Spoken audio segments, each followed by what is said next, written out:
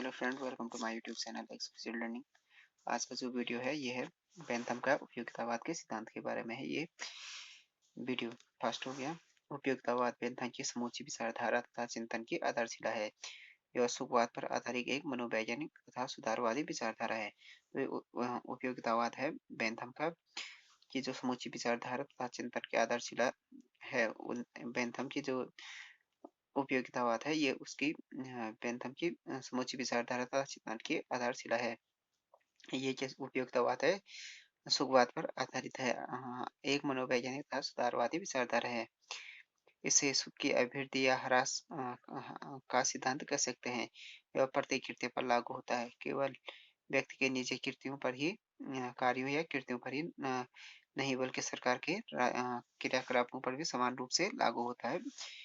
ये उपयोगितावाद का सिद्धांत। फर्स्ट हो गया बेंथम के अनुसार उपयोगिता किसी वस्तु का वह गुण है जिसके द्वारा वह किसी ऐसे पक्ष के लिए लाभ, सुविधा, सुख अथवा कल्याण का सृजन करती है अथवा ऐसे पक्ष के विरुद्ध होने वाले छल, पीड़ा, बुराई या अहित को रोकने का कार्य करती है, जिसके बारे में विचार किया जा रहा है। बेंथम ने कहा, बेंथम ने जो डेफिनेशन दी थी ये थी कि उपयोगिता किसी वस्तु का गुण है, वह गुण है उपयोगिता। यह किसी वस्तु का वह गुण है जिसके द्वारा वह ऐसे पक्ष के लिए किसी ऐसे पक्ष के लिए लाभ, सुविधा, सुख अथवा कल्याण सृजन करती है अथवा ऐसे पक्ष के विरुद्ध होने वाले छल, पीड़ा, बुराई या अहित को रोकने का कार्य करती है, जिसके बारे में विचार किया जा रहा है। नैतिकता की परंपरागत धारणाओं का खंडन। बेंथम ने तत्कालीन समय में प्रचलित नैतिकता की सभी धारणाओं का खंडन किया और उपयोगिता को नैतिकता और मानवीय जीवन का आधार बनाया। बेंथम के समय में नैतिकता के विषय में विभिन्न विचार प्रचलित थे। प्राय लोग ईश्वर की इच्छा को नैतिकता का आधार मानते थे और उनका कहना था कि जो कुछ ईश्वर की इच्छा और धर्मशास्त्रों के अनुकूल है वह नैतिक है और जो कुछ विपरीत है वह अनैतिक और पाप मूलक है। बेंथम ने इन सभी को अस्वीकार करते हुए कहता है कि ईश्वरीय इच्छा, प्राकृतिक विधि और अंतःकरण ये सब कुछ वैयक्तिक या आत्मसात कल्पनाएं मात्र हैं और मनुष्य को जो कुछ अच्छा लगता है उसी को ईश्वरीय इच्छा, प्राकृतिक विधि या अंतरात्मा के अनुकूल कह देता है। ईश्वरीय इच्छा, प्राकृतिक विधि या अंतरात्मा के संबंध में प्रामाणिक रूप से हमारे द्वारा कुछ भी नहीं कहा जा सकता, इसलिए ये धारणाएं क्या है, निरर्थक है।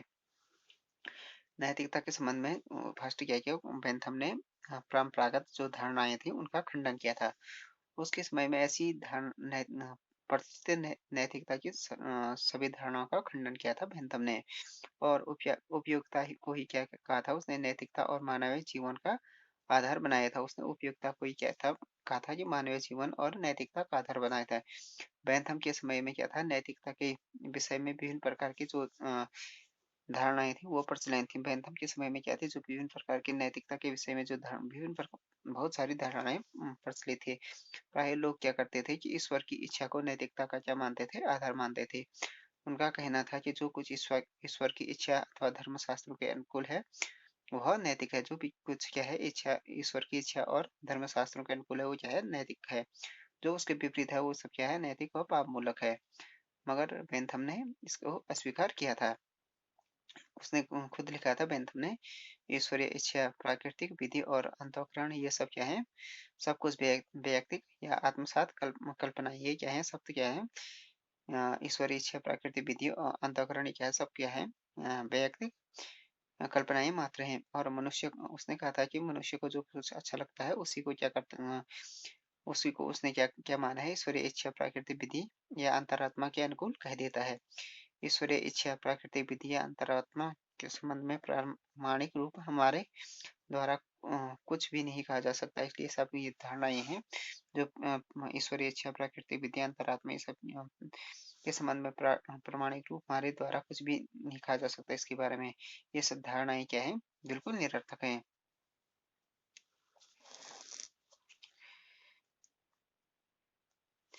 नैतिकता की इन धारणाओं के स्थान पर बेंथम सुखवाद में विश्वास करता है। नैतिकता की जो ये धारणा है इसके स्थान पर क्या करता है बेंथम, जो परंपरागत धारणाओं के स्थान पर बेंथम किसमें विश्वास करता है? सुखवाद पे विश्वास करता है और यह मानता है कि सुख और दुख अथवा प्रसन्नता और पीड़ा मनुष्य के सार्वभौमिक साक्ष्य हैं। उसने ये माना है कि सुख और दुख या उसे हम प्रसन्नता और पीड़ा भी कह सकते हैं को मनुष्य के सार्वभौमिक शासक हैं। बेंथम के मत में जो वस्तु सुख की अनुभूति देती है वो अच्छी है, जिस कार्य में मानव सुख में वृद्धि होती है वह उपयोगी है, जिस कार्य से मानव को दुख प्राप्त होता है वो अनुपयोगी है और अनुचित है। समस्त कार्यों की कसौटी क्या है? उपयोगिता है। बेंथम का खुद ये कहना था कि अ, जो वस्तु हमें क्या सुख की अनुभूति देती है या जो हमें अच्छी लगती है वो क्या है? जिस कार्य में मानव को सुख मिलता है वो क्या है? उपयोगी है। जिस कार्य में मनुष्य को दुख प्राप्त होता है वो क्या है? अनुपयोगी अथवा अनुचित है। समस्त कार्यों की कसौटी क्या है? उसने कहा था, बेंथम ने कहा था कि उपयोगिता है। सुख दुख का वर्गीकरण का सुख दुख का वर्गीकरण सुख दुख के दो स्वरूप समझाने के लिए बेंथम उन्हें दो भागों में बांटता है। इसने एक सामान्य और उसने सुख दुख को दो भागों में बांटा है। एक हो गया सामान्य और जटिल भागों में विभाजित किया है। उसने सामान्य सुख को 14 व सामान्य दुख को 12 भागों में विभाजित किया है। सुख दुख को उसने सामान्य सुख और सामान्य दुख में विभाजित किया है। एक हो गया सामान्य सुख, ईश्वरीय सुख, वैभव का सुख, कौशल का सुख, मित्रता का सुख, यश का सुख, शक्ति का सुख, कल्पना का सुख, धार्मिक सुख, दया का सुख, निर्दयता का सुख, स्मृति सुख, आशा का सुख, मिलन का सुख और सहायता का सुख। इसने बेंथम ने सुख को 14 भागों में बांटा था, जबकि सामान्य दुख को 12 भागों में। दरिद्रता, भावना, हिचकिचाहट, सतोता, अपयश, धार्मिकता, दया, निर्धनता, निर्दयता, स्मृति, कल्पना, आशा, संपर्क। बेंथम के अनुसार मनुष्य क्या है? एक भावात्मक प्राणी होता है। अतः प्रत्येक मनुष्य की भावना जितनी सघन होती उतनी ही सुख या दुख को ग्रहण तथा अनुभव करने की उसकी क्षमता होती है। बेंथम ने कहा था कि मनुष्य क्या होता है? एक भावात्मक प्राणी होता है। अतः प्रत्येक मनुष्य की भावना जितनी सघन होगी, उसकी भावना मनुष्य की भावना जितनी सघन होगी उसके उतनी ही उसकी क्या होगी? सुख और दुख को ग्रहण करने और अनुभव करने की क्षमता होगी। सुख दुख के स्रोत बेंथम ने सुख दुख के 4 स्रोत बताए हैं। बेंथम ने सुख दुख के 4 स्रोत बताए हैं। ये 4 स्रोत हैं: भौतिक, नैतिक, राजनीतिक और धार्मिक सुख हैं। जब कोई सुख नैतिक दृष्टि से अच्छा या बुरा काम करने पर होता है उसे नैतिक सुख या दुख कहते हैं। जब कोई सुख या दुख राज्य के संपर्क अथवा कानून के कारण मिलता है तो यह राजनीतिक सुख दुख कहलाता है। धार्मिक मान्यताओं के अनुसार या विरुद्ध काम करने से जो दुख होता है उसे उसका स्रोत धर्म होता है। सुख दुख का स्रोत बेंथम ने 4 स्रोत बताए हैं: भौतिक, नैतिक, राजनीतिक और धार्मिक। भौतिक सुख वो होता है कि जो जब कोई सुख दुख नैतिक दृष्टि से अच्छा होता है वो क्या होता है? नैतिक सुख हो गया। जब कोई सुख दुख राज्य के कानून के संपर्क में मिलता है वो हो गया राजनीतिक दुख। जो धार्मिक मान्यताओं के कारण मिलता है वो हो गया अ, धार्मिक सुख या दुख हो गया। उसने सुख की गुणा या गणना या सुख की गणना सुख मापी यंत्र क्या हो गया? हेडोनिस्टिक कैलकुलस उपयोगिता का निर्धारण करने में बेंथम सुख दुख की मात्रा पर बल देता है। यदि एक कार्य से सुख की अधिक मात्रा उत्पन्न होती है तो वह अधिक अच्छा सुख होगा, किंतु समस्या यह है कि सुख दुख का निश्चय कैसे किया जाए। इनकी मात्रा का निर्धारण करने के लिए बेंथम ने सुखमापी यंत्र का आविष्कार किया था, जिसके अनुसार सुखों और दुखों को तुलनात्मक ढंग से कुछ कसौटियों पर कसा जा सकता है और उनकी मात्रा को नापा जा सकता है। इसके आधार पर विभिन्न प्रकार के कार्यों या वस्तुओं से प्राप्त होने वाले सुखों का मूल्य ज्ञात किया जा सकता है। बेंथम ने किसी कार्य को कार्य के संबंध में अनेक परिस्थितियों या तत्वों का उल्लेख किया है, जिसके आधार पर सुख या दुख के कम या अधिक होने का ज्ञान किया जा सकता है। ये कसौटियाँ 7 हैं: तीव्रता, स्थिरता, निश्चितता, निकटता या दूरता, जनन शक्ति, विशुद्धता और विस्तार। व्यक्ति के लिए कौन सा कार्य करना उपयोगी होगा, इसके लिए उसे उपयुक्त 7 आधारों पर अंक देकर अधिक अंक वाला कार्य अपनाना होगा। की गणना की थी सुकमापी यंत्र के द्वारा। बेंथम ने उपयोगिता का निर्धारण करने में बेंथम सुख की मात्रा पर बल देता है। उपयोगिता का निर्धारण करने में क्या बेंथम किसमें देता है? सुख और दुख की मात्रा पर बल देता है। यदि एक कार्य से सुख की अधिक मात्रा उत्पन्न होती है तो वो क्या होगा? जब अधिक अच्छा सुख होगा। किसी कार्य को करने से क्या हो गया? सुख की मात्रा अधिक उत्पन्न होती है तो वो क्या होगा? अच्छा सुख है। किंतु समस्या यह है कि सुख दुख का निर्धारण निश्चय कैसे किया जाए। समस्या ये है कि सुख और दुख का निश्चय कैसे किया जाए। इसकी मात्रा का निर्धारण करने के लिए बेंथम सुख मापी यंत्र का आविष्कार किया है। बेंथम ने किसका इस सुख दुख को मापने के लिए सुख मापी यंत्र का आविष्कार किया, जिसके अनुसार सुखों और दुखों को तुलनात्मक ढंग से कसौटियों पर कसा जा सकता है। जिसके अनुसार सुखमापी यंत्र के अनुसार जिसके अनुसार सुखों और दुखों को तुलनात्मक कसौटियों पर कसा जा सकता है और उनकी मात्रा को नापा जा सकता है। सुख दुख को नापा जा सकता है। इस प्रकार विभिन्न प्रकार के कार्य तथा वस्तुओं से प्राप्त होने वाले सुखों को मूल्य को ज्ञात किया जा सकता है। बेंथम ने किसी कार्य के संबंध में अनेक परिस्थितियों और तत्वों का उल्लेख किया है, जिसके आधार पर सुख या दुख के कम या अधिक होने का ज्ञात किया जा सकता है। ये कसौटियां हैं, 7 कसौटियां हैं सुख और दुख की को मापने की। एक हो गया तीव्रता, दूसरा हो गया स्थिरता, तीसरा निश्चितता, चौथा हो गया निकटता, पांचवा जनन शक्ति, छठवां हो गया विशुद्धता, सातवां विस्तार। व्यक्ति के लिए कौन सा कार्य करना उपयोगी हो गया, इसके लिए उसे 7 आधारों पर अंक देकर अधिक अंक वाला अपनाना चाहिए। सुख की मात्रा समान हो तो बच्चों का खेल या कविता एक ही बात है। बेंथम दो सुखों में केवल संख्यात्मक या मात्रात्मक श्रेष्ठता का विधान करता है, अर्थात गुण की दृष्टि से सभी सुख समान है।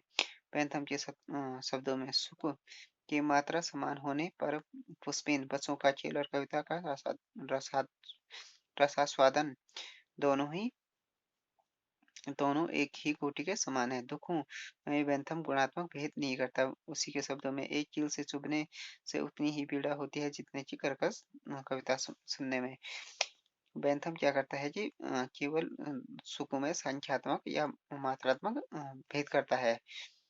उस गुण की दृष्टि से सभी सुख क्या है? समान है। बेंथम ने खुद कहा था कि सुख की मात्रा समान होने पर जो पुष्पिन होता है, बच्चों का खेल और कविता का रसास्वादन दोनों ही एक कोटि के आनंद देते हैं। दुखों में भी बेंथम ने गुणात्मक भेद नहीं किया है। उसने कहा एक कील से चुभने में उतनी ही पीड़ा होती है जितने की कर्कश ध्वनि में। मतलब उसका कहना था कि कील के चुभने और कर्कश ध्वनि को सुनने में क्या एक साथ एक जैसी पीड़ा होती है। और राज्य का उद्देश्य क्या होता है? अधिकतम व्यक्तियों का अधिकतम सुख। बेंथम के अनुसार राज्य के आदेशों का पालन इसलिए होता है क्योंकि यह उपयोगी है और सामान्य हित और सुख बढ़ाने वाला है ये।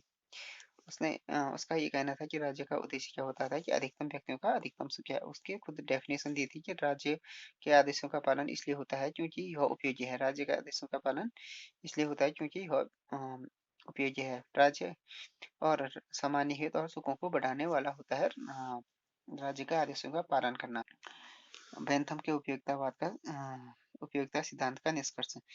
एक हो गया मनुष्य के लिए सुख ही एकमात्र अच्छी और इच्छित वस्तु है। धन पद स्वास्थ्य मानव जीवन का में द्वितीय स्थान है। उसने ये कहा था कि मनुष्य के लिए सुख केवल एकमात्र ही अच्छी और इच्छित वस्तु है। मनुष्य के लिए सुख ही एकमात्र क्या है? अच्छी और इच्छित, मतलब जिसको वो प्राप्त करना चाहता है वही इम्पोर्टेंट है। जबकि धन पद स्वास्थ्य मानव जीवन में क्या है? द्वितीय स्थान है। बेंथम के अनुसार प्रत्येक व्यक्ति सुख का आलिंगन करता है, दुख का बहिष्कार करता है। बेंथम ने के अनुसार क्या था? प्रत्येक व्यक्ति सुख का आलिंगन सुख को चाहता है, जबकि दुख को बहिष्कार दुख को नहीं चाहता है। राज्य का उद्देश्य क्या होता है? अधिकतम व्यक्तियों का अधिकतम सुख होता है। सुख तथा दुखों पर तुलनात्मक आधार पर मापा जा सकता है। इस प्रकार सुख और दुख को मापने की पद्धति सुखवादी गणना पद्धति के नाम से पुकारता है। लास्ट में हो गया बेंथम की जो उपयोगितावाद का सिद्धांत है उसकी आलोचना कैसे हुई थी, या उसकी आलोचना के ये इम्पोर्टेंट पॉइंट है बेंथम के उपयोगितावाद की आलोचना की। बेंथम सुख को भौतिक मानता है, जबकि सेवा त्याग परोपकार आदि गतियों को गतिविधियों में दुख उठाकर भी लोगों ने मानसिक सुख मिला है। इसमें एक है कि बेंथम ने किसको सुख को भौतिक मानता है, जबकि सेवा, त्याग और परोपकार आदि गतिविधियों से गतिविधियों में लोगों ने दुख उठाकर क्या होता है, मानसिक सुख, लोगों को मानसिक सुख मिला है। बेंथम क्या करता है कि केवल भौतिक सुख में विश्वास करता है, जबकि मनुष्य को मानसिक सुख से मानसिक सुख भी इम्पोर्टेंट होता है। मानसिक सुख भौतिक सुख से ज्यादा इम्पोर्टेंट होता है। बेंथम सुख को मात्रात्मक मानता है, जबकि असली सुख गुणात्मक होता है। हमें अच्छा भोजन करने व काव्य रस रसास्वादन करने में जो आनंद मिलता है वह एक जैसा नहीं है। बेंथम क्या करता है, सुख को मात्रात्मक मानता है, जबकि सुख क्या होता है, असली में क्या होता है, गुणात्मक होता है।